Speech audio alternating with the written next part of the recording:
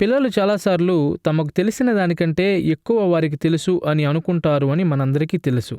వారు తమ తల్లి వంట చేయుచున్నప్పుడు కొంచెం సహాయం చేస్తారు మరియు తాము సొంతగా కూడా ఆ వంటను చేయగలమని ఊహిస్తారు. వారు తమ తండ్రులు పని చేయుటను చూస్తారు, దానితో 1-2 సార్లు ఆడతారు. తరువాత తమ తండ్రికి తెలిసినదంతా వారికి కూడా తెలుసు అని ఆలోచిస్తారు.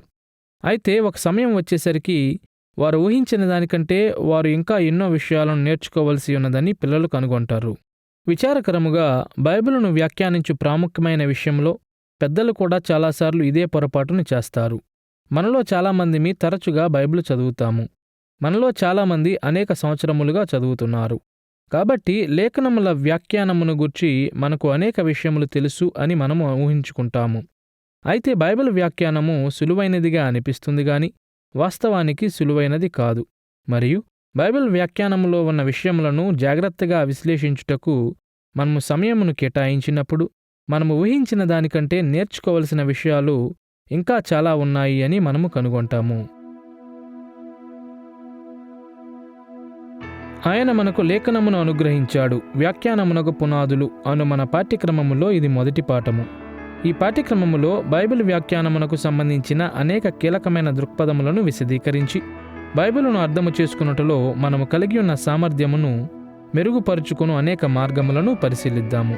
ఈ పాఠమునకు బైబిల్ వ్యాఖ్యాన శాస్త్రమునకు పరిచయం అను శీర్షికనిచ్చాము. ఈ పాఠం హితమైన మరియు పాండిత్యపరమైన బైబిల్ వ్యాఖ్యానమునకు ఒక మౌలిక ఆకారమును పరిచయం చేస్తుంది. బైబిల్ వ్యాఖ్యాన శాస్త్రమునకు మనమిచ్చు పరిచయం 3 ప్రధానమైన భాగములుగా విభాగించబడుతుంది. మొదటిగా కొన్ని ప్రాముఖ్యమైన పదములను పరిచయం చేయుట ద్వారా మన అంశమును గూర్చి కొంత అవగాహనను పొందుదాము. రెండవదిగా బైబిల్ యొక్క పాండిత్య వ్యాఖ్యానమును నిర్ధారించు వ్యాఖ్యాన శాస్త్రం యొక్క వైజ్ఞానిక విధానములను మనము విశదీకరిద్దాము. మూడవదిగా సాంప్రదాయిక అధ్యయన విధానములకు అనుబంధములో భక్తి సంబంధమైన వ్యాఖ్యాన శాస్త్రమును ఉపయోగించు విలువను చూద్దాము. కొన్ని ప్రాముఖ్యమైన పదములతో ఆరంభిద్దాము. కీలకమైన పదములను అపార్థము చేసుకునుట ఏ సంభాషణలోనైనా సందిగ్ధతకు కారణమవుతుంది. కాబట్టి మన అధ్యయనము కొరకు మనము కొన్ని కీలకమైన పదములను పరిచయం చేద్దాము. మొదటిగా బైబిల్ వ్యాఖ్యాన శాస్త్రము అంటే అర్థం ఏమిటో మనము చూద్దాము. రెండవదిగా 3 వ్యాఖ్యాన శాస్త్ర ప్రక్రియలను మనము చూద్దాము. ముందుగా బైబిల్ వ్యాఖ్యాన శాస్త్రము అను అంశమును చూద్దాము. వ్యాఖ్యాన శాస్త్రము వేదాంత మరియు బైబిల్ అధ్యయనములో ఒక సామాన్యమైన పదమై ఉన్నది, కానీ దీనిని మనము మన అనుదిన జీవితములలో తరచుగా ఉపయోగించము. వ్యాఖ్యాన శాస్త్రము లేక హెర్మినెటిక్స్ అను పదము గ్రీకు పదముల సమూహము నుండి వెలువడుతుంది అని, దానిలో దేవతల నుండి సందేశమును తెచ్చు పౌరాణిక పాత్ర అయిన హెర్మిస్ అను పదము కూడా ఉన్నదని మనలో అనేక మంది గుర్తిస్తారు. ఈ పదము హెర్మెనేయియో అను క్రియాపదము గల గ్రీకు పదముల సమూహము నుండి వెలువడుతుంది. వ్యాఖ్యానించుట లేక వివరించుట అని దీని అర్థము. కాబట్టి విశాలమైన భాషలో మనము వ్యాఖ్యాన శాస్త్రమును గూర్చి మాట్లాడినప్పుడు మనము ఒక సందేశము లేక సమాచారం యొక్క వ్యాఖ్య లేక వివరణను గూర్చి మాట్లాడతాము. 1768 నుండి 1834 మధ్య కాలంలో నివసించిన ఫ్రెడరిక్ స్క్రెయిల్మార్కర్ ఆధునిక వ్యాఖ్యాన శాస్త్రం యొక్క పితామహుడు అని పిలువబడతాడు.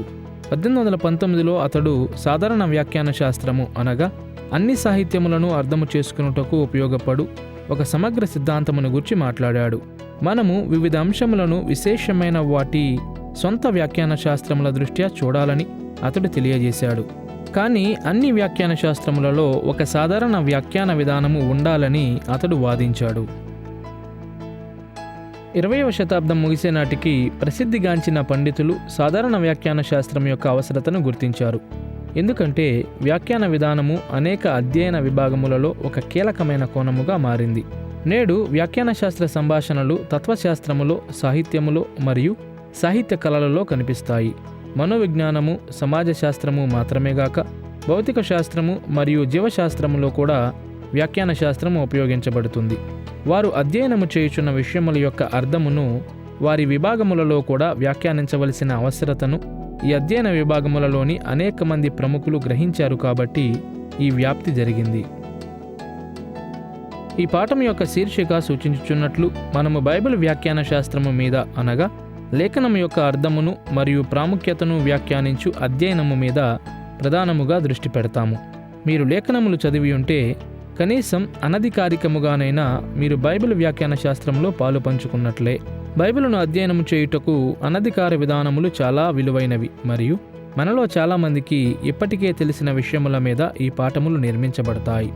అయితే మనము అనధికార వ్యాఖ్యాన శాస్త్రము మాత్రమేగాక బైబిల్ యొక్క అధ్యయన పాండిత్య అనువాదములో ఎదురయ్యే కొన్ని రకముల సమస్యలను కూడా చూద్దాము. సాధారణ వ్యాఖ్యాన శాస్త్రము మరియు బైబిల్ వ్యాఖ్యాన శాస్త్రము మధ్య వ్యత్యాసమును మరియు పోలికను చూపుట సహాయకరముగా ఉంటుంది. బైబిలులో ఉన్న సాధారణ వ్యాఖ్యాన శాస్త్రములో ఈ క్రింది ఆలోచనలు ఉంటాయి. క్రియ ఏమి చేస్తుంది? భాషా భాగాలు ఏవి? వ్యాకరణం, శబ్దప్రయోగ లక్షణము మొదలగు వాటి యొక్క అర్థం ఏమిటి?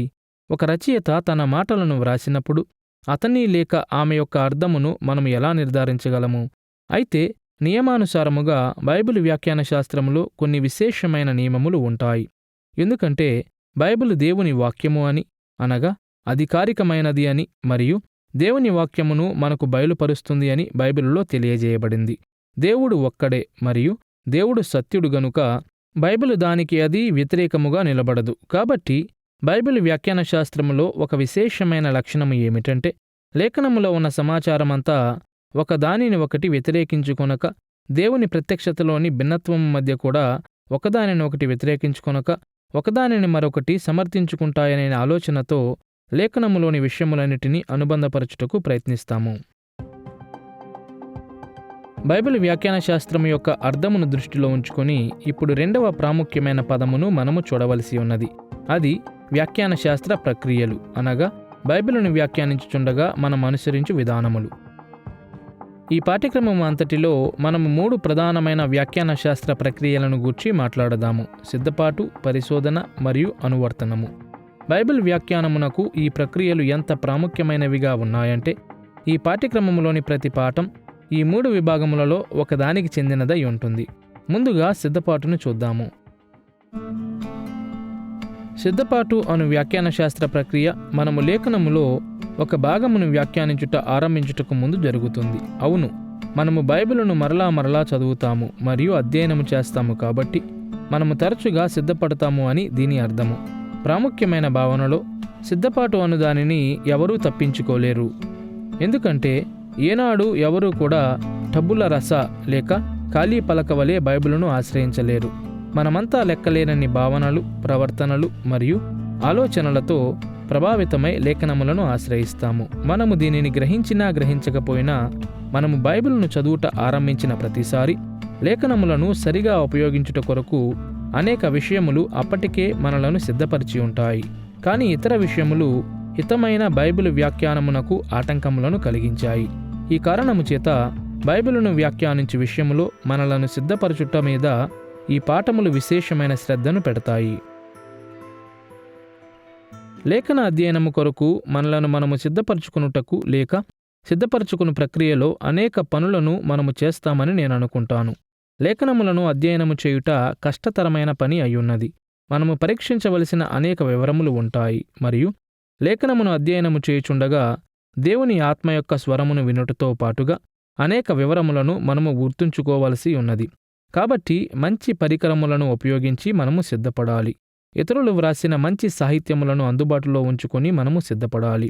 ప్రార్థించుట ద్వారా మరియు పరిశుద్ధాత్మునికి అవకాశమిచ్చుట ద్వారా మన జీవితములలో కార్యము చేయుటకు ఆయనకు స్వాతంత్ర్యమునిచ్చుట ద్వారా మనము సిద్ధపడాలి.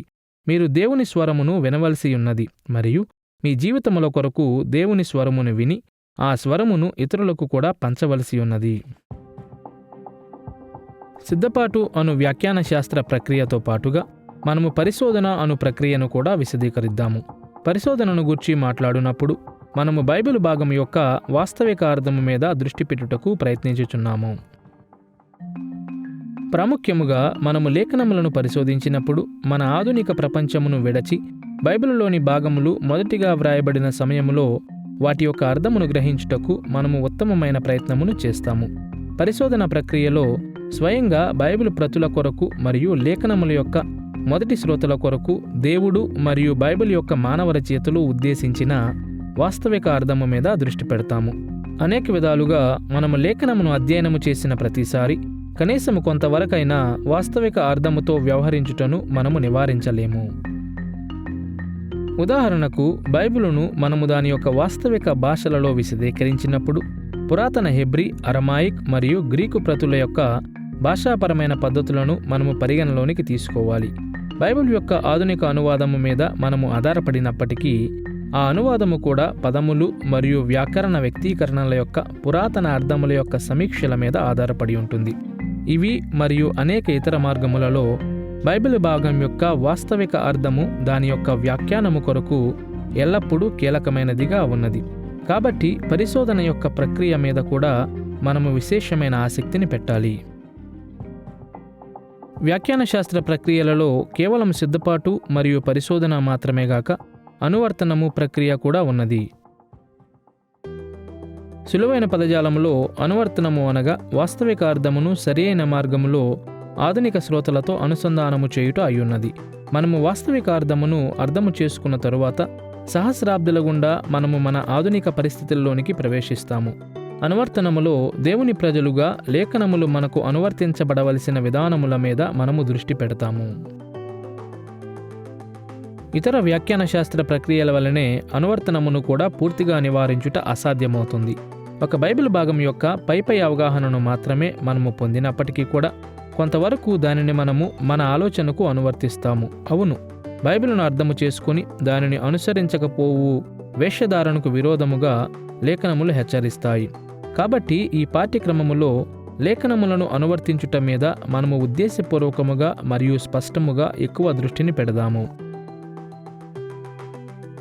ఈ పాఠములను మనము చూచుచుండగా సిద్ధపాటు, పరిశోధన మరియు అనువర్తనము ఎక్కువగా పరస్పరాధారితమైన ప్రక్రియలై ఉన్నాయని మనము కనుగొంటాము. మనము ఇతర ప్రక్రియలను జాగ్రత్తగా పరిశీలించినప్పుడు మాత్రమే ఒక ప్రక్రియను సరిగా చేయగలుగుతాము. అవును, ప్రతి ఒక్కరికి వేర్వేరు అవగాహనలు మరియు సామర్థ్యములు ఉన్నాయి.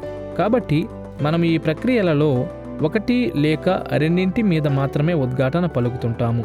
అయితే సిద్ధపాటు, పరిశోధన మరియు అనువర్తనము యొక్క పరస్పరాధారము ఈ 3 విభాగములలో మన నైపుణ్యతలను అభివృద్ధి చేసుకోవాలని మనకు జ్ఞాపకము చేస్తుంది.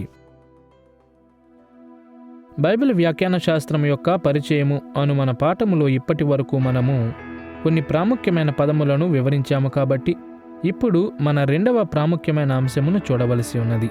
వైజ్ఞానిక వ్యాఖ్యాన శాస్త్రము అనగా శతాబ్దములుగా బైబిల్ పండితులు లేఖన శాస్త్రమును ఒక వైజ్ఞానిక అభ్యాసముగా చూసిన విధానము. బైబిల్ వ్యాఖ్యాన శాస్త్రములో ఎల్లప్పుడూ ఎంతో కొంత వైజ్ఞానిక చవి ఉండినది మరియు ఇతర విభాగముల వల్లనే దీనిలో కూడా ఈ ధోరణి శతాబ్దములుగా ఎదుగుచూ వచ్చింది. ఇట్టి పురోగమనములకు కారణం చాలా స్పష్టముగా ఉన్నది. బైబిలును కొన్ని వేల సంవత్సరముల క్రితం నివసించిన ప్రజలు వ్రాశారు. కాబట్టి అనేక విధాలుగా పురాతన ప్రపంచములోని ఇతర రచనల వలనే మనము లేఖనములతో సరిగానే వ్యవహరిస్తాము. దాని యొక్క చారిత్రక నేపథ్యమును దృష్టిలో ఉంచుకుని పండితులు బైబిలుతో వ్యవహరించుచుండగా వారు అనేకసార్లు వైజ్ఞానిక విభాగములైన పురావస్తు శాస్త్రము, చరిత్ర, మానవ శాస్త్రము, సమాజ శాస్త్రము మరియు భాషాశాస్త్రములను ఉపయోగించారు. వీటిలో మరియు ఇతర వైజ్ఞానిక పరిశోధనలలో వలనే లేఖనముల యొక్క అధ్యయన వ్యాఖ్యానములు వాస్తవముల ఆధారముగా లేక తార్కికముగా వైజ్ఞానిక విధానములను బైబిలుకు అనువర్తించారు. దీని అర్థం ఏమిటో కనుగొనుటకు వైజ్ఞానిక వ్యాఖ్యాన శాస్త్రమునకు సంబంధించిన 3 విషయములను మనము చూద్దాము. మొదటిగా దీని యొక్క బైబిలు మూలములను గుర్తించుట ద్వారా ఈ పద్ధతి యొక్క మాన్యతను మనము చూద్దాము. రెండవదిగా ఇట్టి వ్యాఖ్యాన శాస్త్రములోని పురోగమనములను ఉదాహరించు కొన్ని చారిత్రక ఉదాహరణలను మనము ప్రస్తావిద్దాము. మూడవదిగా లేఖనముల పట్ల ఈ ధోరణి వ్యాఖ్యాన ప్రక్రియ కొరకు కొన్ని ప్రాధాన్యతలను స్థాపించే విధానమును మనము చూద్దాము. ముందుగా వైజ్ఞానిక వ్యాఖ్యాన శాస్త్రం యొక్క బైబిలు మూలములను చూస్తూ ఆరంభిద్దాము.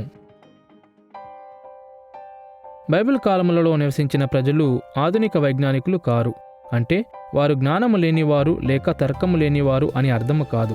భిన్నముగా బైబిల్ కాలములో నివసించిన ప్రజలు వాస్తవములతో వ్యవహరించారు అని, ఆధునిక వైజ్ఞానికుల వలె లోకమును గూర్చి తార్కికమైన రీతిలో ఆలోచించారు అని, వారి సంక్లిష్టమైన నిర్మాణ విధానములు, విరివిగా చేసిన సముద్ర ప్రయాణములు, నవప్రవర్తక వ్యవసాయ విధానములు మరియు లెక్కలేనన్ని ఇతర సాంస్కృతిక సాధ్యతలు తెలియజేస్తాయి. ఈ కారణం చేత బైబిలు రచయితలు స్వయంగా ఇతర లేఖనములను వాస్తవిక మరియు తార్కిక విశ్లేషణల ఆధారముగా అనువదించారు అనే విషయము మనలను ఆశ్చర్యపరచకూడదు. సమయమును దృష్టిలో ఉంచుకొని ఒక వాక్య భాగమును ఉపయోగించి దీనిని వివరిద్దాము. రోమాపత్రిక 4వ అధ్యాయము 3 నుండి 5 వచనాలలో అపోస్తలుడైన పౌలు ఇలా వ్రాశాడు: లేఖనమేమి చెప్పుచున్నది? అబ్రాహాము దేవుని నమ్మెను, అది అతనికి నీతిగా ఎంచబడెను. పనిచేయువానికి జీతము రుణమే గాని దానమని ఎంచబడదు. పనిచేయక భక్తిహీనుని నీతిమంతునిగా తీర్చువాని యందు విశ్వాసముంచువానికి వాని విశ్వాసము నీతిగా ఎంచబడుచున్నది. ఈ వచనములలో పౌలు ఆదికాండం 15వ అధ్యాయం 6వ వచనమును ఉపయోగించాడు. అక్కడ దేవుడు అబ్రాహాము ఆయన వాగ్దానమును నమ్మినప్పుడు దానిని అతనికి నీతిగా ఎంచాడు. అయితే ఈ పాత నిబంధన వాక్య భాగమును ఒక క్రమ పద్ధతిని ఉపయోగించి పౌలు వర్ణించిన విధానమును గమనించండి. 4 మరియు 5 వచనములలో పౌలు ఎంచుట లేక గ్రీకు పదమైన లోగిజోమయి అనువదించబడినట్లు పరిగణించుట అను పదము యొక్క అర్థమును జాగ్రత్తగా విశ్లేషించాడు. తాను కలిగి ఉన్న గ్రీకు జ్ఞానమును ఉపయోగించి జీతములు ఒక బహుమానముగా ఎంచబడవు గాని ఒక బాధ్యతగా ఎంచబడతాయి అని అతడు వాదించాడు. అయితే దేవుని నమ్మువారికి వారి విశ్వాసము క్రియలు కాదు, నీతిగా ఎంచబడుతుంది అని అతడు గుర్తించాడు. కాబట్టి ఈ తర్కము ఆధారముగా అబ్రాహామునకు నీతి విశ్వాసము ద్వారా ఉచిత బహుమానముగా ఎంచబడింది అని ఆదికాండం 15వ అధ్యాయం 16వ వచనము సూచిస్తుంది అని అతడు నిర్ధారించాడు. ఇక్కడ అపోస్తలుడైన పౌలు ఆదికాండం 15వ అధ్యాయం యొక్క ఖచ్చితమైన వాస్తవిక తార్కిక విశ్లేషణను చేశాడు అని చూచుట అంత కష్టమైన పని కాదు.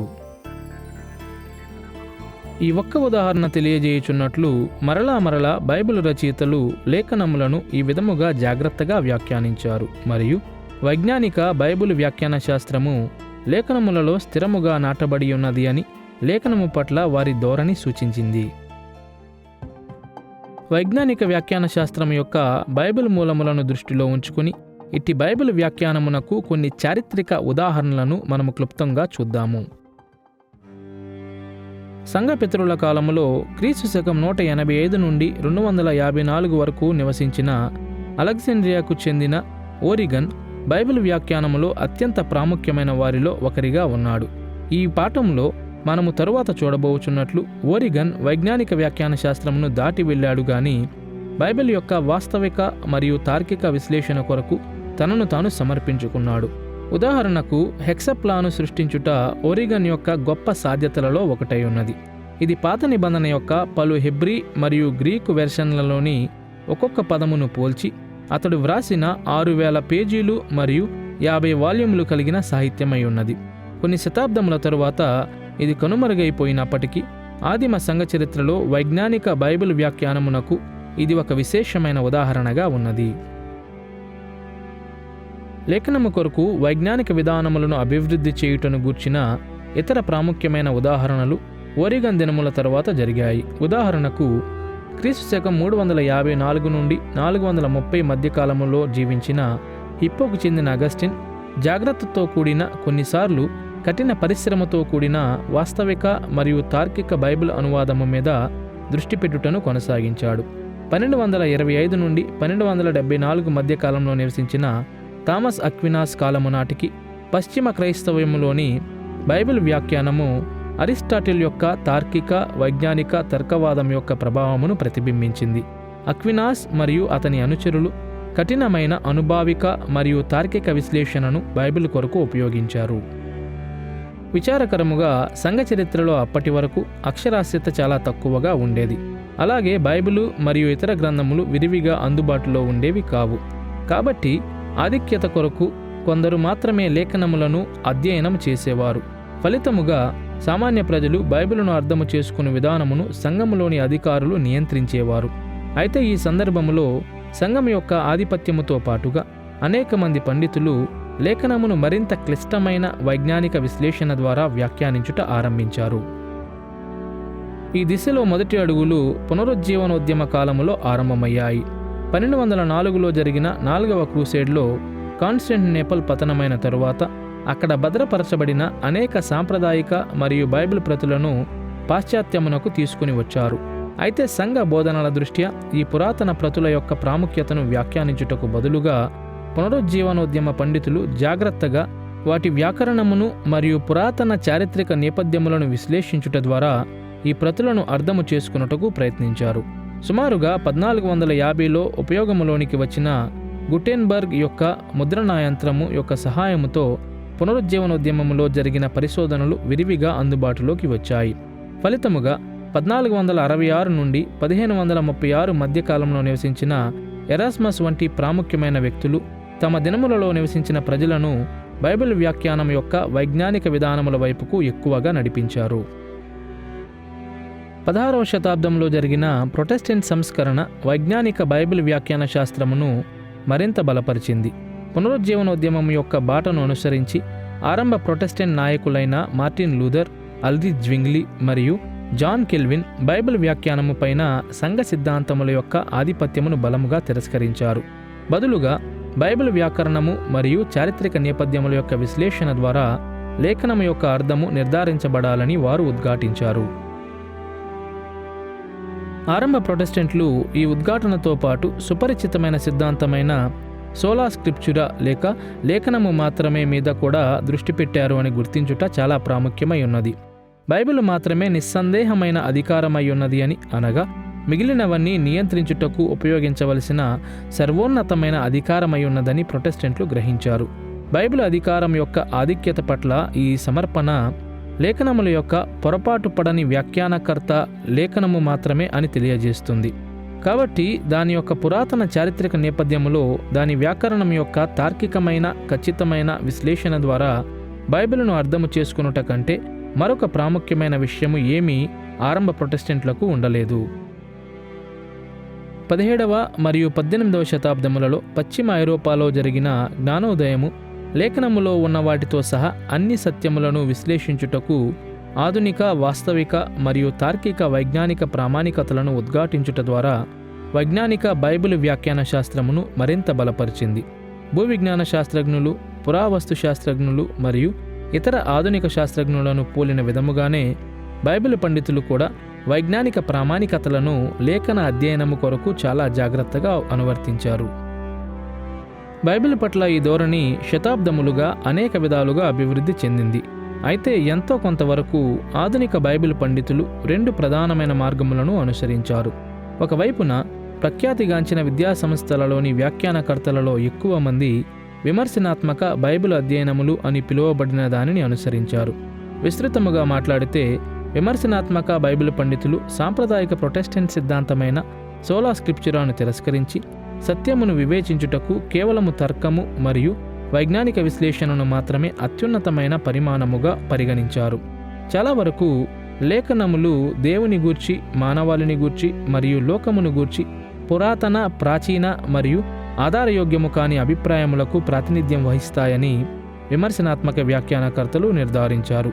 ఈ అభిప్రాయములో ఆధునిక ప్రజలు లేఖనముల నుండి కొన్ని విధాలుగా లాభమును పొందగలరు గాని లేఖనములను గూర్చిన ఎలాంటి అభిప్రాయమైన బైబిల్ బోధనల మీద గాక వైజ్ఞానిక పరిశోధన మీద ఆధారపడి ఉండాలి.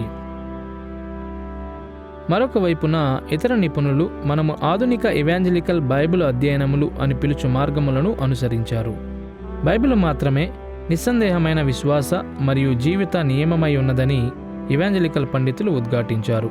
వారు లేఖనము మీద వాస్తవిక మరియు తార్కిక వైజ్ఞానిక విశ్లేషణను తిరస్కరించరు. బైబిలునకు వైజ్ఞానిక విశ్లేషణను తీవ్రముగా అనువర్తించుటను వారు పూర్తిగా ఆమోదిస్తారు. అయినను అట్టి విశ్లేషణ బైబిల్ బోధలను స్పష్టముగా వ్యతిరేకించినప్పుడు ఎవాంజలికల్ పండితులు తమ అధికారముగా లేఖనములకు హృదయపూర్వకముగా సమర్పించుకుంటారు. ఈ పాఠములన్నిటిలో మనము చూడబోవుచున్నట్లు ఈ పాఠ్యక్రమము ఎవాంజలికల్ మార్గమును అనుసరిస్తుంది.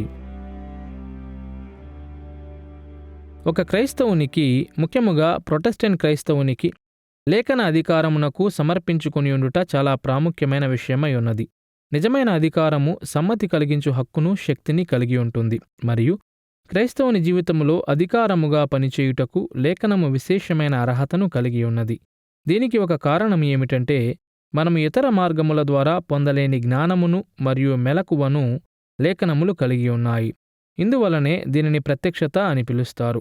మరొక కారణం ఏమిటంటే అనేక చోట్ల సత్యము ఉన్నప్పటికీ లేఖనములో ఇమిడియున్న సత్యము దాని యొక్క కూర్పులో మరియు చివరి రూపములో ఆశ్చర్యకరమైన రీతిలో అమర్చబడింది. కాబట్టి ఈ లోకములో మనకు అందుబాటులో ఉన్న సత్యమునకు మూలములన్నిటిలో విశేషమైన నమ్మకత్వము మరియు పొరపాటు లేనితనము దానిలో ఉన్నది. ఇప్పుడు దీనిలో విశేషమైన ఆధారయోగ్యత, పొరపాటు లేమితనము, విఫలమగుటకు అయోగ్యత ఉండుటకు కారణము ఇది దేవుని ద్వారా ప్రేరేపించబడుట అయ్యున్నది. ఇది దేవుని వాక్యమయ్యున్నది. కాబట్టి మనము లేఖనముల యొక్క అధికారమును గూర్చి మాట్లాడినప్పుడు వాస్తవానికి మనము దేవుని అధికారమును గూర్చి మాట్లాడుతున్నాము. దీని పట్ల మనము సమర్పణ కలిగి ఉండుట సృష్టములముగా మనము సృజించబడిన వారమని, ఇతరుల మీద ఆధారపడు జీవులమని గుర్తిస్తుంది. ఇక్కడ ఒక వైరుధ్యము ఉన్నది. ఈ సమర్పణ కార్యము మనలను చిన్నబుచ్చుటకు లేక మనలను బలహీనులను చేయుటకు బదులుగా వాస్తవానికి ఇది మనము చేయదగిన అత్యంత బలపరచు కార్యమై ఉన్నది. ఎందుకంటే ఇది మనలను సత్య మార్గములో నడిపిస్తుంది. జీవన మరియు అభివృద్ధి మార్గములో ఇది మనలను సరియైన మార్గములో బలముగా నిలుపుతుంది. వైజ్ఞానిక వ్యాఖ్యాన శాస్త్రం యొక్క బైబిల్ మూలములను ప్రస్తావించి కొన్ని చారిత్రక ఉదాహరణలను చూశాము. కాబట్టి ఇప్పుడు మనము మూడవ విషయమును చూడవలసి ఉన్నది. అది లేఖనముల పట్ల ఈ ధోరణి యొక్క ప్రాధాన్యతలు. చాలా వరకు ప్రపంచవ్యాప్తంగా ఉన్న ఆధునిక ఇవాంజలికల్ బైబిల్ పండితులు వైజ్ఞానిక వ్యాఖ్యాన శాస్త్రమునకు బలమైన సమర్పణ కలిగి ఉన్నారు. ఈ సమర్పణ సిద్ధపాటు, పరిశోధన మరియు అనువర్తన ప్రక్రియల కొరకు కొన్ని ప్రాధాన్యతలను స్థాపించింది. సిద్ధపాటు కొరకు వారి యొక్క ప్రాధాన్యతలతో ఆరంభిస్తూ ఇది ఎలా వాస్తవమై ఉన్నదో చూద్దాము. మనం ఇంతకుముందు తెలియజేసినట్లు మనము లేఖనమును వ్యాఖ్యానించుట ఆరంభించిన ప్రతిసారి సిద్ధపాటు అనున్నది అనివార్యమవుతుంది. అయితే ఇతర అధ్యయన విభాగములలో కనిపించు వివేకముతో కూడిన ప్రాధాన్యతలకు అనుగుణంగానే అధ్యయన బైబిల్ వ్యాఖ్యానకర్తలు కొంతవరకు సిద్ధపాటు కొరకు ప్రాధాన్యతలను అభివృద్ధి చేశారు. ఒక విశ్వవిద్యాలయంలో మీరు జీవశాస్త్రమును అధ్యయనం చేయాలనుకుంటే వీలైనంత మంచిగా మీరు సిద్ధపడాలని ఆశపడతారు. కాబట్టి నా చదువుల కొరకు నేను ఎలా సిద్ధపడాలి అని మీరు అనేక మంది జీవశాస్త్ర అధ్యాపకులను అడుగుతారు. వారు మీకు ఈ విధముగా జవాబివ్వవచ్చు: వీలైనన్ని జీవశాస్త్ర వాస్తవములను బట్టి పట్టండి. జీవశాస్త్రంలో ఉపయోగించబడు వైజ్ఞానిక విధానములన్నిటిని గూర్చి వీలైనంత నేర్చుకోండి. ఇంచుమించు ఇదే విధముగా నేడు అనేక ఇవాంజలికల్ వేదాంత కళాశాలలలోని అధ్యాపకులను వారి కళాశాలలలో బైబిలును అధ్యయనం చేయుటకు ఎలా సిద్ధపడాలి అని మీరు అడిగితే వారు కూడా ఎలాంటి సలహానే ఇస్తారు: హెబ్రీ మరియు గ్రీకు భాషలను నేర్చుకోండి అని వారు చెప్పవచ్చు.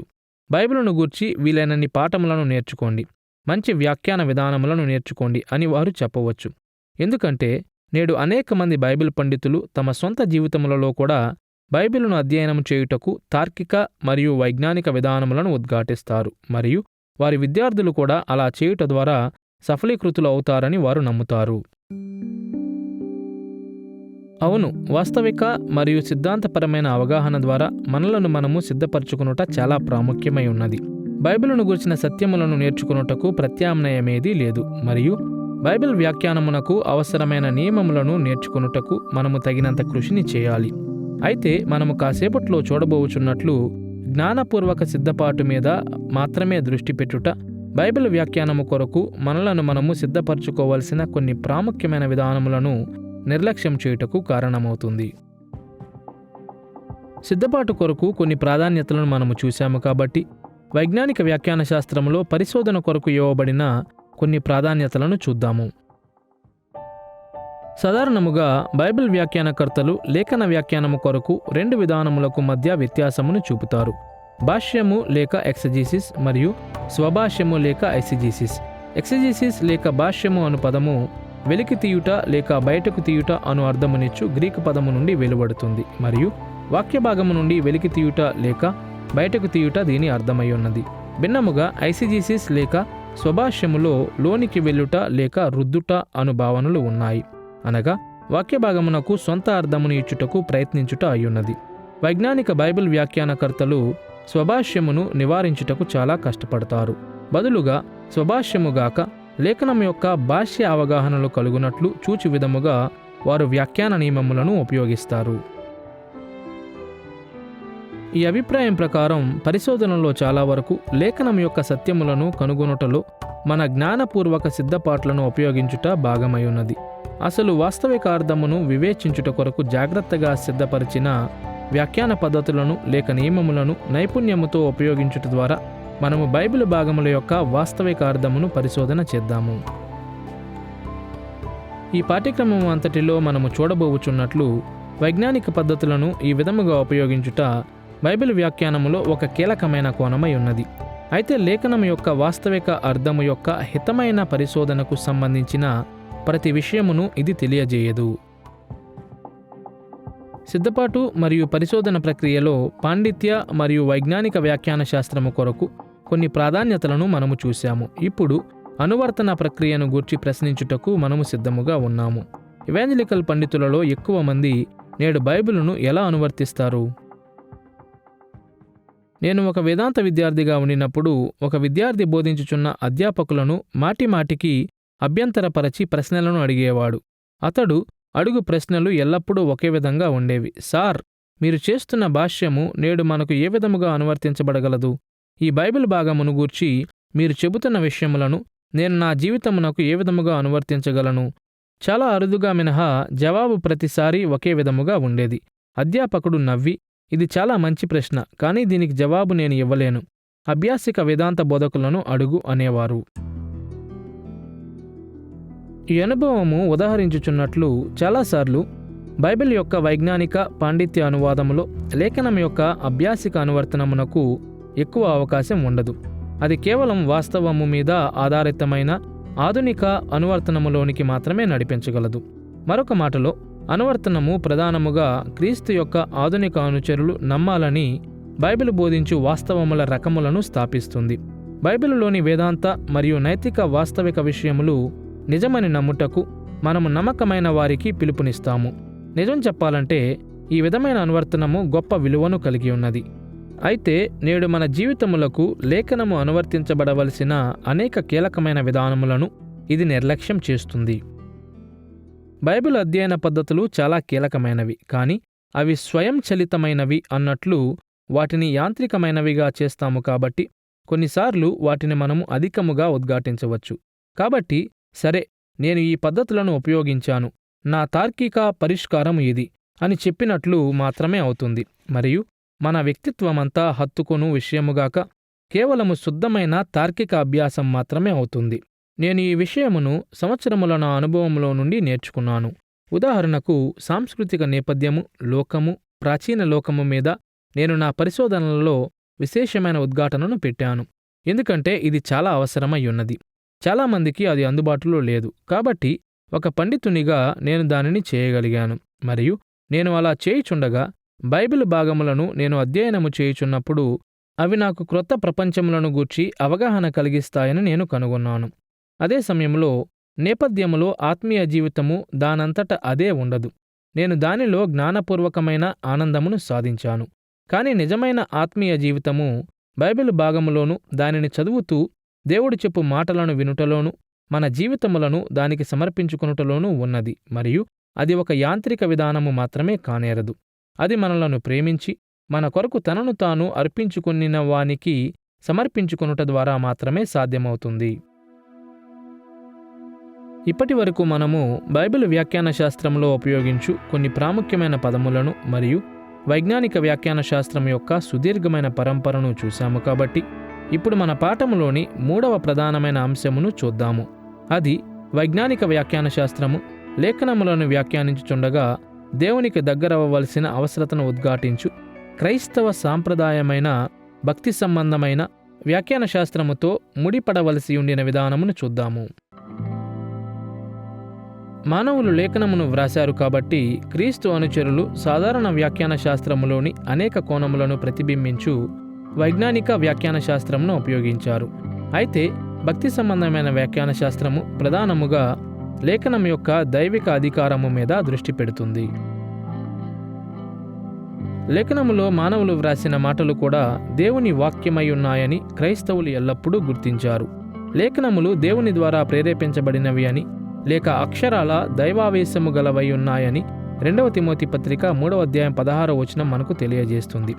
ఈ సత్యము బైబిల్ వ్యాఖ్యాన శాస్త్రమును సాధారణ వ్యాఖ్యాన శాస్త్రములోని ఇతర కోణముల నుండి భిన్నమైనదిగా చేస్తుంది. ఎందుకంటే మనము లేఖనములను స్వయంగా దేవుని యొక్క సజీవమైన వాక్యము అన్నట్లు భక్తిపూర్వకముగా వ్యాఖ్యానించాలి. మనము లేఖనమును వ్యాఖ్యానించుచుండగా మనము కేవలం మానవ రచయితల మాటలను మాత్రమే చదువుటలేదని, త్రిత్వములో మూడవ పురుషమూర్తి అయిన పరిశుద్ధాత్మదేవుడు మానవ రచయితల యొక్క విభిన్నమైన వ్యక్తిత్వముల ద్వారా, శైలుల ద్వారా, అనుభవముల ద్వారా వీటిని ప్రేరేపించాడు అని గుర్తుంచుకొనుట చాలా ప్రాముఖ్యమై ఉన్నది. మనము లేఖనమును ఆశ్రయించినప్పుడు ఈ మాటలను ప్రేరేపించిన ఆత్మ విశ్వాసులలో నివసిస్తూ కార్యము చేయుచున్నాడు కాబట్టి ఒక విధముగా మనకు లేఖనము యొక్క రచయిత యొద్దకు వెళ్ళు అనుమతి ఉన్నది, మరియు ఇది మనకు ఎంతో అవసరమై ఉన్నది. మనము లేఖనమును ఆశ్రయించుచుండగా మన మనస్సులను తెరచున్నట్లు మరియు మన మనస్సులు లేఖనముల కొరకు తెరవబడినట్లు ప్రార్థనాపూర్వకముగా ఆత్మ మీద ఆధారపడవలసిన అవసరము ఉన్నది. దీని అర్థం ఏమిటో చూచుటకు మన మునుపటి సంభాషణను పోలిన విధానములలో మనము భక్తి సంబంధమైన వ్యాఖ్యాన శాస్త్రమును చూద్దాము. మొదటిగా ఇట్టి బైబిలు వ్యాఖ్యానమునకు బైబిలు మూలములు ఉన్నాయని మనము చూద్దాము. రెండవదిగా భక్తి సంబంధమైన వ్యాఖ్యాన శాస్త్రమును అభ్యసించిన బైబిలు పండితులను గూర్చి కొన్ని చారిత్రక ఉదాహరణలను చూద్దాము. మూడవదిగా లేఖనము పట్ల ఈ ధోరణిని అనుసరించుట వ్యాఖ్యాన ప్రక్రియలను గూర్చి మనము కలిగి ఉన్న ప్రాధాన్యతలను రూపుదిద్దు విధానమును మనము చూద్దాము.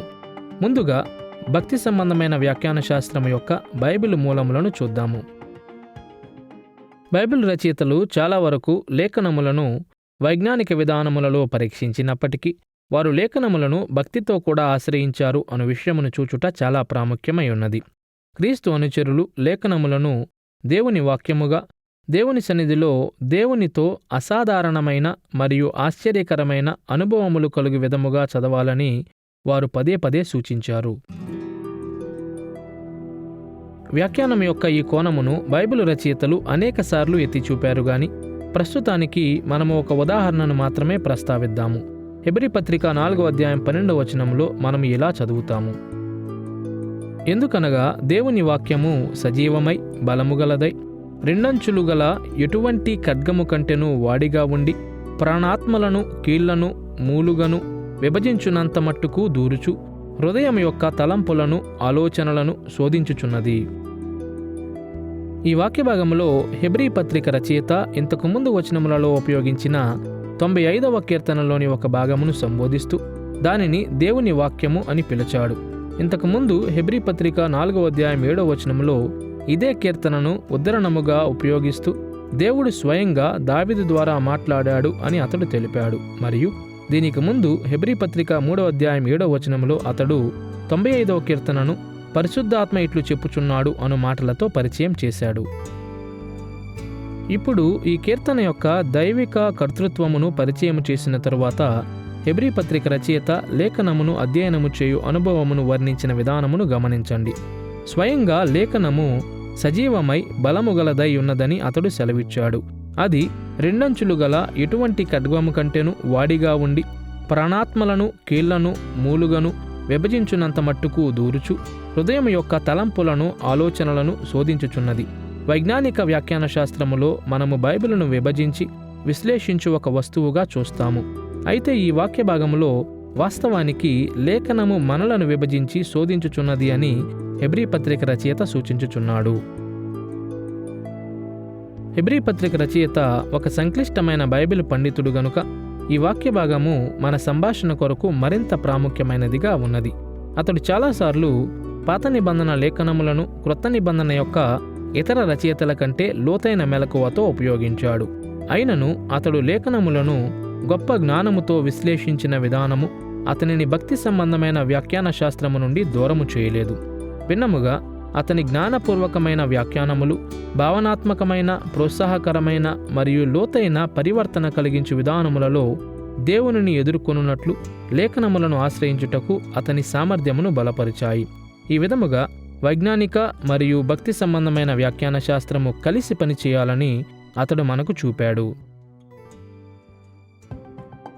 భక్తి సంబంధమైన వ్యాఖ్యాన శాస్త్రం యొక్క బైబిల్ మూలములను చూశాము కాబట్టి క్రీస్తు అనుచరులు వ్యాఖ్యానము కొరకు వైజ్ఞానిక మరియు భక్తి సంబంధమైన ధోరణులను కలిపి ఉపయోగించారు అని తెలుపు కొన్ని చారిత్రక ఉదాహరణలను మనము ప్రస్తావించాలి.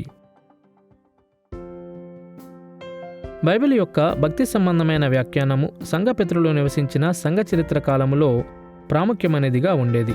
అలెగ్జాండ్రియాకు చెందిన ఓరిగన్ వివేకము గల వైజ్ఞానిక బైబిల్ పండితుడు అని మనం ఇంతకుముందు ప్రస్తావించాము. అయినను లెటర్ ఆఫ్ ఓరిగన్ టు గ్రెగరీలో అతడు నియో కైసరియాకు చెందిన గ్రెగరీని ప్రోత్సహించిన విధానమును వినండి. నిన్ను నీవు దైవికమైన అధ్యయనమునకు సమర్పించుకొని యథార్థతతో దేవుని మీద కనులుంచి ఆయనను వెదకుతూ అనేక మందికి మరుగు చేయబడిన దైవిక మాటల యొక్క అర్థమును వెదకుము. కేవలము తట్టుట మరియు వెదకుటతో ఆగిపోవద్దు. ఎందుకంటే దైవికమైన మాటలను అర్థము చేసుకునుటకు ప్రార్థించుట ఎంతో అవసరమైన విషయమై ఉన్నది. ఇక్కడ దైవికమైన అధ్యయనమునకు తనను తాను సమర్పించుకోమని ఓరిగన్ గ్రెగరీకి తెలిపాడు. దైవికమైన అధ్యయనము అను మాట తరువాత లాటిన్ పదమైన లెక్టియో డివినాలో వ్యక్తపరచబడింది. ఇది నేడు కూడా అనేక విధములుగా కొనసాగు భక్తి సంబంధమైన వ్యాఖ్యాన శాస్త్ర పరంపర అయ్యున్నది.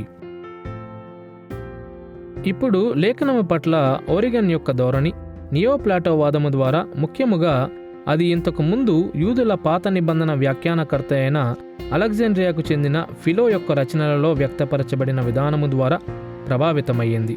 ఈ దృష్టికోణములో బైబిల్ మాటలలో అనేక మందికి మరుగు చేయబడిన పరలోక ఆత్మీయ సత్యములు ఉన్నాయి. విశ్వాసులు బైబిలులో మరుగు చేయబడిన సత్యములను కనుగొనగోరితే వారికి దేవుని మీద స్థిరముగా నాటబడిన విశ్వాసము అవసరమై ఉన్నది. అనగా వారు బైబిల్ యొక్క అర్థమును దైవికమైన మాటల వలె వెదకాలి. కాబట్టి బైబిల్ వ్యాఖ్యానకర్తలు దేవుని యొద్ద నుండి వ్యక్తిగత జ్ఞానమును పొందుకొనుటకు తట్టుట మరియు వెదుకుట వద్ద మాత్రమే ఆగిపోకూడదు. వాస్తవానికి ఓరిగన్ మాటల ప్రకారం లేఖనమును అర్థము చేసుకునుటకు దేవుని మాటలను అర్థము చేసుకోవాలని ప్రార్థన చేయుట ఎంతో అవసరమై ఉన్నది. ఈ విషయముల పట్ల ఓరిగన్ కలిగి ఉన్న నియోప్లాటోవాద ధోరణిని మనము తిరస్కరించాలి గాని అతడు లేఖనములకు సంబంధించిన ఒక వాస్తవమును మాత్రం గుర్తించాడు.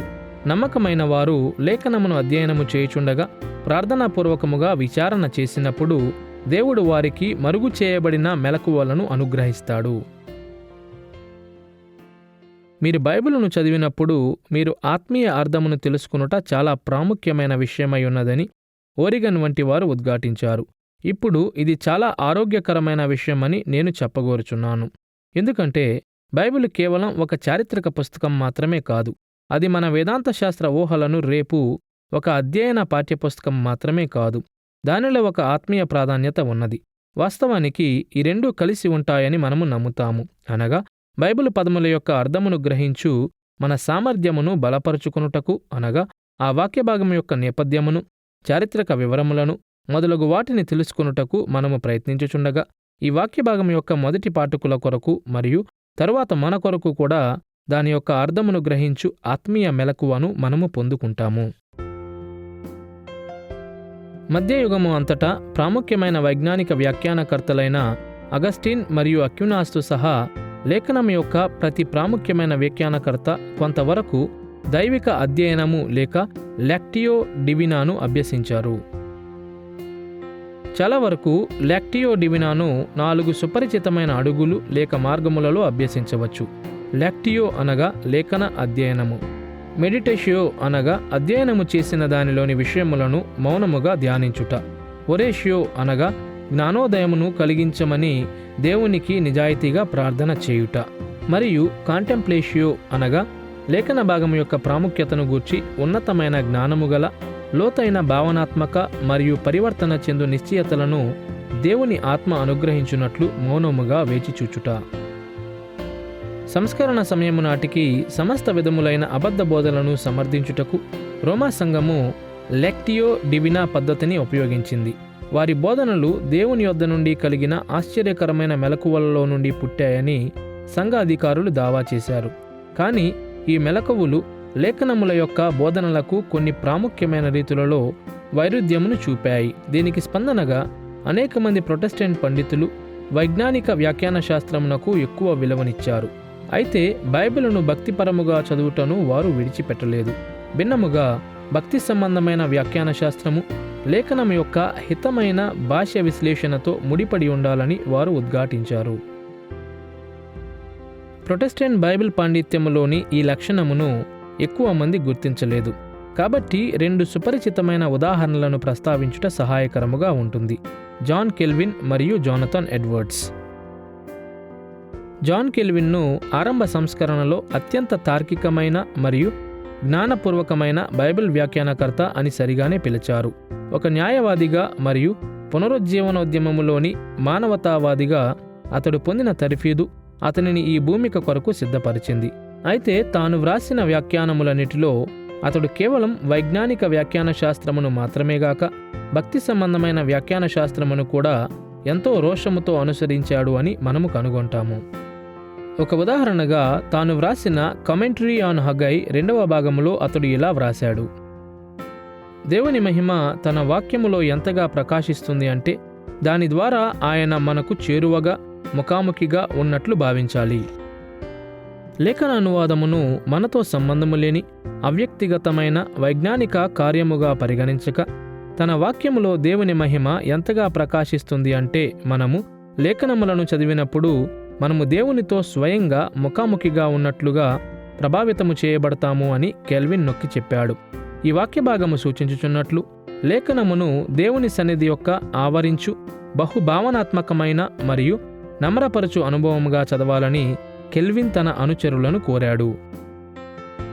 ఇంచుమించు ఇదే విధముగా 1703 నుండి 1758 మధ్య కాలంలో నివసించిన ఆదిమ అమెరికా వేదాంతవేత్త అయిన జోనథన్ ఎడ్వర్డ్స్ తరచుగా తన లేఖనముల యొక్క తార్కికమైన మరియు జ్ఞానపూరితమైన విశ్లేషణను కనుపరిచాడు. అయితే పర్సనల్ నెరేటివ్ అను తన వ్యాసములో అతడు వ్రాసిన ఈ మాటలను వినండి. మొదటి తిమోతి పత్రికలోని మాటలను నేను చదువుచుండగా ఒక దైవికమైన జీవి యొక్క మహిమ నా ప్రాణములో కలిగింది. నేను ఇంతకుముందు ఎన్నడూ అనుభవించని ఒక క్రొత్త భావన నాలో కలిగింది. ఈ మాటల వలె లేఖనములో ఏ మాటలు ఎన్నడూ నాకు అనిపించలేదు. నేను నిత్యము ఆ దేవుని ఆస్వాదించగలిగితే అది ఎంత బాగుంటుందో మరియు నేను ఎంత ఆనందముగా ఉంటానో అని నాలో నేను అనుకున్నాను.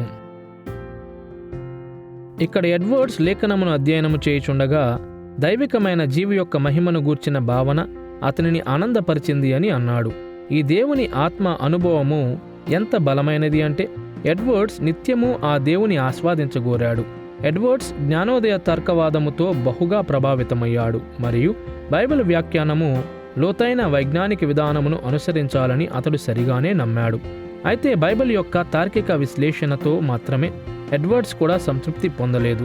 అద్భుతమైన దేవుని సన్నిధిని గూర్చి లోతైన భావన కలిగి ఉండి లేఖనమును అధ్యయనము చేయాలని అతనికి తెలుసు. మన దినమందు వ్యాఖ్యాన శాస్త్రము పట్ల భక్తి సంబంధమైన ధోరణులు పాండిత్య బైబిల్ వ్యాఖ్యానము నుండి కనుమరుగైపోయాయి. రోమన్ క్యాథలిక్ వ్యాఖ్యానకర్తల యొక్క తంత్రములకు స్పందనగా ఆదిమ ప్రొటెస్టెంట్లు వైజ్ఞానిక వ్యాఖ్యాన శాస్త్రం వైపుకు మొగ్గు చూపినప్పటికీ నేడు అనేక మంది బైబిల్ పండితులు భక్తి సంబంధమైన వ్యాఖ్యాన శాస్త్రమును తమ జ్ఞానశక్తికి తగినది కాదని పరిగణిస్తారు. వారు తమ పాండిత్య ధ్యాస అంతటినీ జాగ్రత్తతో కూడిన తార్కిక భాష్యము మీద పెడతారు మరియు బైబిలులో మనకు కావలసినదంతటినీ ఈ ధోరణి అందిస్తుంది అన్నట్లు భావిస్తారు. తీవ్రమైన ప్రార్థనలు, ఉపవాసము మరియు ఆలోచనల ద్వారా దేవుని జ్ఞానమును వెదకుట ఇవాంజలికల్ పాండిత్యము నుండి అంతరించిపోయింది. అయితే అధికారిక అధ్యయన వ్యాఖ్యాన శాస్త్రమును మనము ఆశ్రయించున్నప్పుడు మనము వైజ్ఞానిక మరియు భక్తి సంబంధమైన వ్యాఖ్యాన శాస్త్రములను ఉపయోగించుట చాలా కీలకమై ఉన్నది. మనము తీవ్రతలను ఉపయోగించకుండా జాగ్రత్త పడాలి. కానీ మునుపు ప్రొటెస్టెంట్ వ్యాఖ్యానకర్తలు అనేక మంది దీనిని సరియైన రీతిలో ఉపయోగించారు మరియు వారి మాదిరిని అనుసరించుట మనకు సహాయకరముగా ఉంటుంది. భక్తి సంబంధమైన వ్యాఖ్యాన శాస్త్రం యొక్క బైబిల్ మూలములు మరియు బైబిల్ వ్యాఖ్యానమునకు వైజ్ఞానిక మరియు భక్తి సంబంధమైన ధోరణులను కలిపి ఉపయోగించిన కొందరు వేదాంతవేత్తల యొక్క చారిత్రక ఉదాహరణలను చూశాము. కాబట్టి ఇప్పుడు ఇట్టి వ్యాఖ్యాన శాస్త్రం యొక్క ప్రాధాన్యతలను క్లుప్తంగా చూద్దాము. క్రీస్తు అనుచరులలో అనేక మంది లేఖనములను భక్తిగల ఆత్మతో చదువుట ఆరంభిస్తారు. అయితే వారు పాండిత్య బైబిల్ వ్యాఖ్యానమును నేర్చుకున్న తరువాత చాలాసార్లు భక్తి సంబంధమైన వ్యాఖ్యాన శాస్త్రం యొక్క ప్రాముఖ్యతను కనుగొనుటలో విఫలమవుతారు. కానీ బైబిల్ యొక్క వైజ్ఞానిక వ్యాఖ్యానము చాలాసార్లు ఎంతో జ్ఞాన సంబంధమైనదిగాను విశ్లేషణపూర్వకమైనదిగాను ఉంటుంది. కాబట్టి ఒకప్పుడు క్రీస్తుతో మన జీవితమునకు కీలకమైన ఒక విషయమును మనము మర్చిపోతాము. అది ఆయన వాక్యము ద్వారా దేవుని యొక్క వ్యక్తిగత మరియు బలమైన పరివర్తన కలిగించు అనుభవము. ఈ కారణము చేత ఈ 3 వ్యాఖ్యాన శాస్త్ర ప్రక్రియలను మనము అనుసరించుచుండగా లేఖనముల పట్ల భక్తి సంబంధమైన ధోరణి మన ముందున్న ప్రాధాన్యతలను ఎలా సరిదిద్దాలో మనము చూడవలసి ఉన్నది. వైజ్ఞానిక వ్యాఖ్యాన శాస్త్ర ప్రాధాన్యతలను చూసిన విధముగానే మనము భక్తి సంబంధమైన వ్యాఖ్యాన శాస్త్ర ప్రాధాన్యతలను పరీక్షిద్దాము. మొదటిగా సిద్ధపాటు కొరకు ప్రాధాన్యతలను మనము నిర్ధారిద్దాము. తరువాత భక్తి సంబంధమైన వ్యాఖ్యాన శాస్త్రములో పరిశోధన ప్రక్రియ మీద దృష్టి పెడదాము. చివరిగా ఇట్టి వ్యాఖ్యాన శాస్త్రము యొక్క ఆధునిక అనువర్తనమును గూర్చి ఆలోచన చేద్దాము. సిద్ధపాటు కొరకు ప్రాధాన్యతలతో ఆరంభిద్దాము. విచారకరముగా మనము లేఖనమును అధ్యయనము చేయుచున్నప్పుడు దేవుని విశేషమైన సన్నిధి యొక్క అనుభవం మీద మనకు ఎలాంటి నియంత్రణ ఉండదు అని నిజాయితీ గల క్రీస్తు అనుచరులలో అనేక మంది నమ్ముతారు. అది కలుగవచ్చు లేక కలుగకపోవచ్చు, మరియు దాని కొరకు మనలను మనము సిద్ధపరచుకునుట అసాధ్యము. అయితే యాకోబు పత్రిక 4వ అధ్యాయం 8వ వచనములో యాకోబు ఈ పొరపాటు ఆలోచనను గూర్చి మాట్లాడిన విధానమును వినండి. దేవుని యొద్దకు రండి, అప్పుడు ఆయన మీ యొద్దకు వచ్చును. దేవుని యొద్దకు రండి అను వ్యక్తీకరణము పాత నిబంధనలో నుండి వెలువడుతుంది. నమ్మకమైన ఆరాధికులు మందిరములో మరియు దేవాలయములో దేవుని యొక్క విశేషమైన సన్నిధిలోనికి ప్రవేశిస్తారు. అవును, దేవుడు ప్రతి చోట ఉన్నాడు మరియు ఆయన కోరినప్పుడల్లా విశేషమైన రీతులలో తనను తాను బయలుపరుచుకొనగలడు. అయితే యాకోబు యొక్క మాటలు మానవ బాధ్యత మీద బైబిలు పెట్టి ఉద్ఘాటనను ప్రతిబింబిస్తాయి. మనము దేవుని యొక్క విశేషమైన సన్నిధిని అనుభవించాలని కోరితే మనము ఆయన యొద్దకు వెళ్ళవలసి ఉన్నది, మరియు మన యొద్దకు వచ్చుట ద్వారా దేవుడు బదిలిస్తాడు. సాధారణమైన మాటలలో భక్తి సంబంధమైన వ్యాఖ్యాన శాస్త్రము కొరకు సిద్ధపడుటలో పవిత్రపరచబడుట లేక దేవునికి పరిశుద్ధముగా సమర్పించుకొనుట ఇమిడియున్నవి. లేఖనములు బోధించుచున్నట్లు దేవునితో సంభాషణలో ఆటంకము కలిగించు ప్రతి దానిని విడచి దానిని బలపరచు ప్రతి దానిని మనము హత్తుకోవాలి. ఇటు సిద్ధపాటులో అనేక విషయములు ఉన్నాయని, వాటన్నిటినీ ఇక్కడ చెప్పుట సాధ్యపడదని మనము చెప్పనవసరం లేదు. కానీ 3 సాధారణ విభాగములను గూర్చి మాట్లాడుతూ వాటి యొక్క వైశాల్యమును గూర్చి తెలుసుకొనుట సహాయకరముగా ఉంటుంది. ఊహాత్మక, ప్రవర్తనాత్మక మరియు భావనాత్మక సిద్ధపాట్లు. మొదటిగా ఊహాత్మక సిద్ధపాటు ద్వారా మనము లేఖనములో దేవుని సన్నిధి కొరకు సిద్ధపడతాము. అనగా మన నమ్మకములను దేవుని సత్యవాక్యమునకు అనుగుణంగా మలుచుకొనుటకు ఉత్తమమైన కృషిని చేస్తాము. దేవునిని గూర్చిన అబద్ధపు ఊహలను నమ్ముట వలన మానవ జాతి మరియు లోకము దేవునితో సహవాసమునకు ఆటంకములను కలిగిస్తుంది. మనం ఇంతకుముందు చూసినట్లు బైబిల్ పండితులు తమ అధ్యయన ఉద్ఘాటనలకు సరిపడు కొన్ని సంకుచితమైన ఊహల మీద దృష్టి పెడుతుంటారు. అయితే దేవుని ఆత్మ ద్వారా పవిత్రపరచబడుట మన ఆలోచనలను దేవుని మనస్సునకు అనుగుణంగా మలుచుకును వాంఛను కలిగిస్తాయి, మరియు మనము లేఖనములను వ్యాఖ్యానించుచుండగా ఆయన సన్నిధిలోనికి ప్రవేశించున్నట్లు ఈ ఆశ మనలను సిద్ధపరుస్తుంది. రెండవదిగా ప్రవర్తనాత్మక సిద్ధపాటు ద్వారా లేఖనములను చదివినప్పుడు కూడా మనము దేవుని యొద్దకు ఆకర్షించబడతాము. లేఖనములలో దేవుని చిత్తమునకు విరోధముగా ఉన్న కార్యములను చేయుట దేవుని యొక్క అనుగ్రహముతో కూడిన సన్నిధిని అనుభవించుటకు బలమైన ఆటంకములను కలిగిస్తుంది. భక్తి సంబంధమైన వ్యాఖ్యాన శాస్త్రము కొరకు సిద్ధపడుటలో మన వైఫల్యములను బట్టి పశ్చాత్తాపము మరియు దేవునికి ఇష్టమైన మార్గములలో ప్రవర్తించుటకు నిజాయితీ గల వాంఛ అవసరమై ఉన్నవి. మూడవదిగా భావనాత్మక సిద్ధపాటు ద్వారా మనము దేవుని యొద్దకు వెళ్ళుటకు సిద్ధపడాలి. భావనాత్మక సిద్ధపాటులో మన వైఖరులు అన్నీ భాగమై ఉన్నాయి. గతించిపోవు ఆశలు మొదలు దేవునిని గూర్చి, మానవులను గూర్చి మరియు మిగిలిన సృష్టిని గూర్చి మనము కలిగి ఉన్న నిలిచియుండు భావనలు. లేఖనములు తరచుగా గర్వము, ద్వేషము మరియు హృదయ కాఠిన్యమునకు విరోధముగా హెచ్చరిస్తాయి. ఇవి మరియు ఇతర భావనలు దేవుని విశేషమైన సన్నిధిలోనికి ప్రవేశించుటకు ఆటంకములుగా ఉన్నాయి.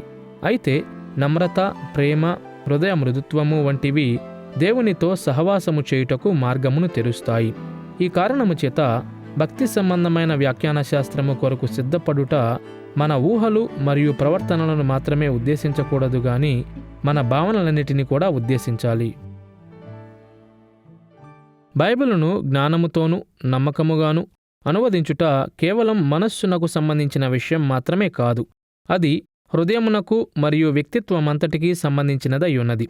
దీని అర్థం ఏమిటంటే, నా ఆలోచన ప్రకారం ఇది దేవుని వాక్యమును వ్యాఖ్యానించి తరువాత బోధించు బాధ్యత గల ప్రతి ఒక్కరికి ఒక సవాలుగా ఉన్నది. అనగా మన హృదయ స్థితి మరియు క్రీస్తుతో మన అనుబంధము బైబిలును గూర్చిన మన అవగాహన యొక్క కార్యసాధకము మీద ప్రభావము చూపుతాయి.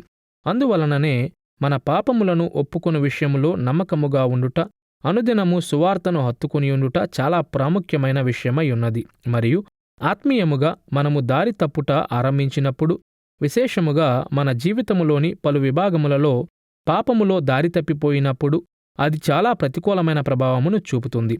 దేవుని వాక్యమును నిజముగా అర్థము చేసుకునుటకు మనము కలిగియున్న సామర్థ్యము మీద కూడా ఇది ప్రతికూల ప్రభావమును చూపుతుంది అని నా ఆలోచన. మరియు అది చేయగల మరియొక పని ఏమిటంటే, లేఖనములో మన కొరకు ఇవ్వబడిన బలమైన ఆజ్ఞలను విడచున్నట్లు అది మనలను పురికొల్పుతుంది. మరియు ఆ ఆజ్ఞల నుండి తప్పించుకొనుటకు మనము ప్రయత్నించుచున్నాము కాబట్టి వాటిని మనము నిజాయితీగా హత్తుకొని ఉండలేము.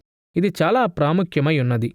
నమ్మకమైన బైబిల్ వ్యాఖ్యానము కొరకు మన హృదయము యొక్క పరిస్థితి చాలా ప్రాముఖ్యమై ఉన్నది. సిద్ధపాటు కొరకు ఈ ప్రాధాన్యతలను మనసులో ఉంచుకొని ఇప్పుడు రెండవ వ్యాఖ్యాన శాస్త్ర ప్రక్రియ వైపుకు మనము తిరగవలసి ఉన్నది. అది భక్తి సంబంధమైన వ్యాఖ్యాన శాస్త్రములో వాస్తవిక అర్థము యొక్క పరిశోధన. భక్తి సంబంధమైన వ్యాఖ్యాన శాస్త్రము మనలను దేవునికి దగ్గరగా నడిపించే విధముగా లేఖనం యొక్క వాస్తవిక అర్థమును పరిశోధించున్నట్లు మనకు సహాయము చేస్తుంది. భక్తి సంబంధమైన పరిశోధనలో దేవుని సమీపత్వమును బైబిలు రచయితలు అనుభవించిన విధానములకు మరియు వారు తమ వాస్తవిక శ్రోతలను దేవునికి దగ్గరగా నడిపించవలసి ఉండిన విధానములకు అనుగుణంగా వాస్తవిక అర్థమును మనము చూస్తాము. ఇలా చేయుటకు అనేక మార్గములు ఉన్నాయి. అయితే సులువుగా ఉండుట కొరకు మరొకసారి మనము పరిశోధన యొక్క ఊహాత్మక, ప్రవర్తనాత్మక మరియు భావాత్మక కోణముల దృష్ట్యా ఆలోచన చేద్దాము. మొదటిగా భక్తి సంబంధమైన వ్యాఖ్యాన శాస్త్రములో ఊహాత్మక పరిశోధన అవసరమై ఉన్నది. అనగా దేవుడు మరియు ఆయన ద్వారా ప్రేరేపించబడిన రచయితలు తమ వాస్తవిక శ్రోతలకు తెలియజేయాలని ఉద్దేశించిన ఆలోచనల మీద దృష్టి పెట్టుట. మనము ఇంతకుముందు చూసినట్లు భక్తి సంబంధమైన వ్యాఖ్యాన శాస్త్రము లేఖనములోని సత్యములతో దగ్గరగా ముడిపడి ఉండాలి. తద్వారా అది తప్పిదములలోనికి లేక అబద్ధపు ఊహలలోనికి ప్రవేశించదు. ఈ కార్యము కొరకు వైజ్ఞానిక వ్యాఖ్యాన శాస్త్రము చక్కగా రూపుదిద్దబడినది అని మనం ఇంతకుముందే గుర్తించాము. అయితే భక్తి సంబంధమైన వ్యాఖ్యాన శాస్త్రములో వైజ్ఞానిక వ్యాఖ్యాన శాస్త్రములో గుర్తించబడని కొన్ని సాధారణ ఊహాత్మక ప్రశ్నలను అడుగుతాము. ఈ వాక్య భాగము రచయిత దేవుని అనుభవించిన విధానమును ఏ విధముగా బయలుపరుస్తుంది? తన శ్రోతలు దేవునితో సమీపత్వమును ఎలా అనుభవించాలో రచయిత ఉద్దేశించిన విధానమును ఇది ఎలా సూచిస్తుంది? రెండవదిగా భక్తి సంబంధమైన పరిశోధన లేఖన వాస్తవిక అర్థం యొక్క ప్రవర్తనాత్మక కోణముల మీద కూడా దృష్టి పెట్టాలి. మానవ ప్రవర్తన దేవుని యొక్క విశేషమైన సన్నిధిలోనికి వచ్చు మన సామర్థ్యమును అయితే బలపరుస్తుంది, లేకపోతే ఆటంకం కలిగిస్తుంది. ఈ కారణము చేత బైబిల్ రచయితలు వ్రాయుచుండగా వారి సొంత క్రియలు మరియు వారి శ్రోతల యొక్క క్రియలు దేవునితో వారి యొక్క సమీపత్వ అనుభవమును ప్రభావితము చేసిన విధానమును కూడా బయలుపరచారు. మూడవదిగా భక్తి సంబంధమైన పరిశోధన వారు దేవునితో సమీపత్వముతో అనుబంధపరుచుకొనుచుండగా వాస్తవిక అర్థం యొక్క భావనాత్మక కోణములను కూడా వెలికి తీయాలి. వైజ్ఞానిక వ్యాఖ్యానము చాలాసార్లు దీనిని నిర్లక్ష్యం చేసినప్పటికీ బైబిల్ రచయితలు తమ సొంత భావనలను వ్యక్తపరిచి వారి వాస్తవిక శ్రోతల యొక్క భావనలను కూడా ప్రభావితము చేశారు. బైబిల్ రచయితలు మరియు వారి శ్రోతల యొక్క ఆనందములు, సందేహములు, దుఃఖములు మరియు భయములు ప్రతి కోణములో కనిపిస్తాయి. మరియు మనం ఇంతకు ముందే సూచించినట్లు దేవుని సమీపత్వం యొక్క లోతైన అనుభవములలో బలమైన భావనలు ఉంటాయి.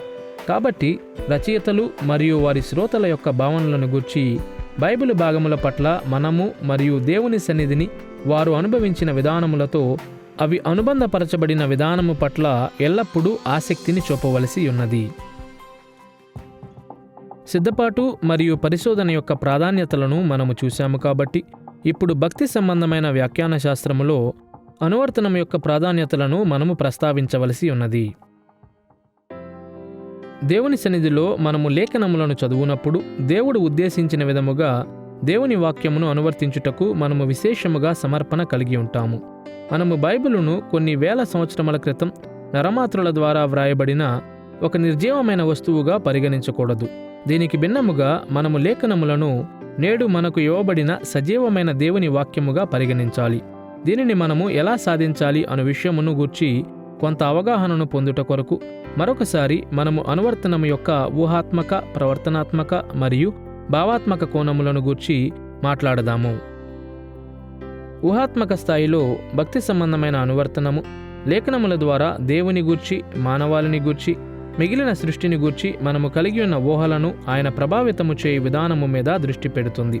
తీవ్రమైన ప్రార్థన మరియు ఆయన వాక్య ధ్యానము ద్వారా మనము దేవుని ఆత్మ ప్రత్యక్షతను వెదకుచుండగా, దేవుని ఆత్మ దేవుని గూర్చి, మానవాళిని గూర్చి మరియు మిగిలిన సృష్టి యావత్తును గూర్చి మనము కలిగి ఉన్న ఊహలను నిర్ధారించుచున్నట్లు, బలపరచుచున్నట్లు మరియు సరిచేయుచున్నట్లు మనము చూస్తాము. మరియు మన పూర్ణ హృదయములతో ఈ దిద్దుబాటులను మనము హత్తుకునినప్పుడు మనము దేవుని సన్నిధి యొక్క ఆశీర్వాదములోనికి మరి ఎక్కువగా ఆకర్షించబడుచున్నామని గమనిస్తాము. ప్రవర్తనాత్మక స్థాయిలో మనము లేఖనములను గూర్చి ఆలోచన చేయుచుండగా దేవుని సన్నిధి ద్వారా మన ప్రవర్తనలు ప్రభావితము చేయబడి విధానము మీద భక్తి సంబంధమైన అనువర్తనము దృష్టి పెడుతుంది. మనము లేఖనమును ఆశ్రయించుచుండగా మనలను మనము వినయముతో పూర్తిగా ఆయన ఎదుట సమర్పించుకోవాలి మరియు ప్రార్థనాపూర్వకముగా మనము దేవునిని సమీపించుచుండగా భవిష్యత్తులో దేవుని సేవ కొరకు మన క్రియలను ఆయన ఆత్మ నిర్ధారిస్తాడు మరియు బలపరుస్తాడు. అంతేగాక ఆత్మ మీద ఆధారపడుతూ మనము లేఖనమును విశ్లేషించుచుండగా దేవునికి ఇష్టమైన కార్యములను చేయునట్లు ఆయన మనలను సరిచేస్తాడు మరియు బలపరుస్తాడు అని మనము చూస్తాము. చివరిగా భావనాత్మక స్థాయిలో దేవుని యొక్క విశేషమైన సన్నిధిలో లేఖనములను చదువుట ద్వారా మన వైఖరులు మరియు భావనలు ప్రభావితము చేయబడు విధానములను లేఖనము యొక్క భక్తి సంబంధమైన అనువర్తనము తెలియజేస్తుంది. ఆయన జ్ఞానమందు దేవుని ఆత్మ మనలో తగిన విధముగా పశ్చాత్తాపమును, బాధను మరియు దుఃఖమును కలిగిస్తాడు. దేవుని ఆత్మ మన హృదయములను ఆనందము, సమాధానము మరియు ప్రేమతో నింపుతాడు. దేవుని యొక్క సజీవమైన వాక్యముగా మనము లేఖనములను ఆశ్రయించినప్పుడు ఆయన పట్ల, ఇతర ప్రజల పట్ల మరియు మిగిలిన సృష్టి పట్ల మనము కలిగి ఉన్న భావనలు మనలను మౌనముగా ఆవరిస్తాయి. లేక ఆత్మ కోరిన విధముగా మనము దేవుని సన్నిధిలో మైమరిచిపోవునట్లు అవి మన హృదయములను నింపగలవు. ఏది ఏమైనా దేవుని సమీపత్వం యొక్క వెలుగులో లేఖనములను వ్యాఖ్యానించుటను మనము నేర్చుకునిచుండగా లేఖనములు జీవము కలిగి మనలను మార్చుతాయని, కేవలం మన ఊహలు మరియు ప్రవర్తనలను మాత్రమే గాక మన భావనల యొక్క లోతులను కూడా మార్చుతాయని మనము కనుగొంటాము. మనం బైబిలును అధ్యయనము చేయుచున్నప్పుడు మన ఆలోచనను మాత్రమే మార్చుకొనమని బైబిలు మనలను అడుగుటలేదు అని మనము గుర్తించాలి. అది మన జీవితములను మార్చుకోమని అడుగుతుంది. కాబట్టి ప్రజలను బైబిలు అధ్యయనము చేయమని ప్రోత్సహించిన ప్రతిసారి లేఖనం యొక్క అనువర్తనమును గూర్చి 3 భాగములలో ఆలోచించమని నేను వారికి చెబుతుంటాను. ఆలోచించండి, అనుభవించండి, చెయ్యండి. జ్ఞానవాదములో మనము బైబిలును ఒక భాగము కొరకు మాత్రమే అనువర్తిస్తాము, అది ఎలా ఆలోచన చేయాలి. అయితే మనము మన పూర్ణ మనస్సులతో ఆయనను ప్రేమించాలని దేవుడు కోరుచున్నాడు. కాబట్టి దేవుడు ఆలోచనకు ప్రాధాన్యతనిస్తాడు. అయితే మన అనుభవమునకు కూడా దేవుడు ప్రాధాన్యతనిస్తాడు. అనగా మన భావనాత్మక జీవితము, అనుదినము మనము ఎదుర్కొను విషయములు. మన భావనలకు ఆయన ప్రాధాన్యతనిస్తాడు మరియు భావనలు దేవునికి నమ్మకముగా ఉండవచ్చు మరియు భావనలు దేవునికి నమ్మకముగా ఉండకపోవచ్చు. తటస్థ భావనలు అనేవి లేవు. అయితే చేయు కోణము కూడా ఉన్నది. మనము లేఖనమును అనువర్తించినప్పుడు అది మన భావనలను ఎలా ప్రభావితము చేస్తుంది లేక మన మనస్సును ఎలా ప్రభావితము చేస్తుంది అని మాత్రమేగాక మన క్రియలను అది ప్రభావితము చేయు విధానమును గూర్చి కూడా మనము ఆలోచన చేయాలని దేవుడు కోరతాడు. కాబట్టి మనము ఆ మూడింటిని అనగా ఆలోచన, అనుభవము, కార్యమును ఉపయోగిస్తే మనము బైబిలును గూర్చి ఆలోచన చేయు విధానమునకు అది సమతుల్యతను కలిగిస్తుంది. బైబిలు వ్యాఖ్యాన శాస్త్రం యొక్క పరిచయములో మనము 3 ప్రధానమైన అంశముల మీద దృష్టి పెట్టాము. మొదటిగా ఈ అంశమును గూర్చి అవగాహన కలిగి ఉండుటకు కొన్ని సాధారణ పదములను మనము విశదీకరించాము. రెండవదిగా వాటి కఠినత మరియు తార్కిక స్థిరత్వము కొరకు వైజ్ఞానిక వ్యాఖ్యాన శాస్త్రము చాలా ప్రాముఖ్యమైనది అని మనము చూశాము. మరియు మూడవదిగా భక్తి సంబంధమైన వ్యాఖ్యాన శాస్త్రము అనగా దేవుని సన్నిధిలో లేఖనమును చదువుట వైజ్ఞానిక వ్యాఖ్యాన శాస్త్రమునకు ఒక కీలకమైన సమతుల్యతను అందిస్తుంది అని మనము చూశాము. లేఖనములను వ్యాఖ్యానించుటను గూర్చి మరి ఎక్కువగా నేర్చుకొనుట దేవుని నుండి అన్ని విధములైన నూతన మెలకువలను మరియు ఆశీర్వాదములను పొందుకొనుటకు ద్వారమును తెరుస్తుంది. దేవుని నమ్మకమైన ప్రజలుగా మనము నమ్ము ప్రతిదానికి, మనము చేయు ప్రతిదానికి మరియు మనము భావించు ప్రతిదానికి పాత మరియు క్రొత్త నిబంధనలు ప్రామాణికతలను నిర్ణయిస్తాయి.